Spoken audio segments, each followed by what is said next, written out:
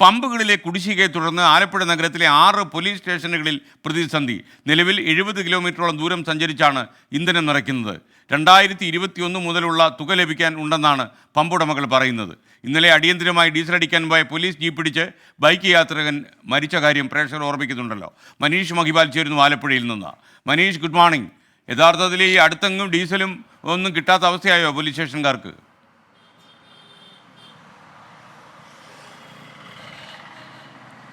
Good morning S K N.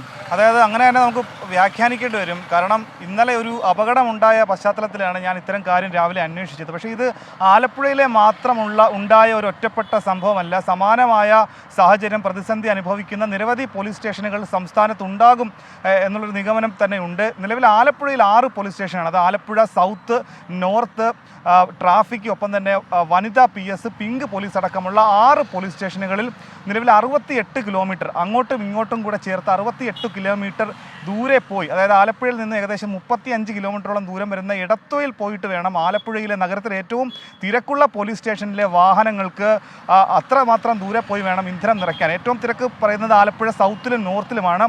ഈ 2 സ്റ്റേഷനുകളിലൊപ്പം തന്നെ 6 സ്റ്റേഷനുകളുമായി Alappuzha sub ഡിവിഷനിൽ 17 പോലീസ് ജീപ്പുണ്ട്.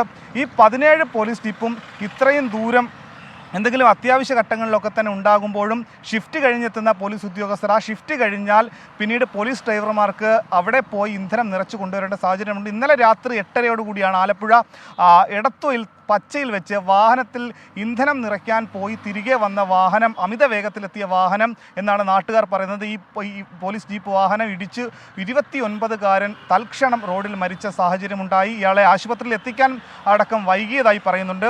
ഇത് സംബന്ധിച്ച് അതായത് ഈ ഇത്രയും ദൂരം 34 കിലോമീറ്റർ വൺ സൈഡ് പോയി തിരികെ വരുമ്പോൾ 68-70 കിലോമീറ്റർ വരുന്നു. ഈ സമയത്ത് ഇന്ധന നഷ്ടം, ലക്ഷങ്ങളുടെ നഷ്ടം ഉണ്ടാകുന്നു.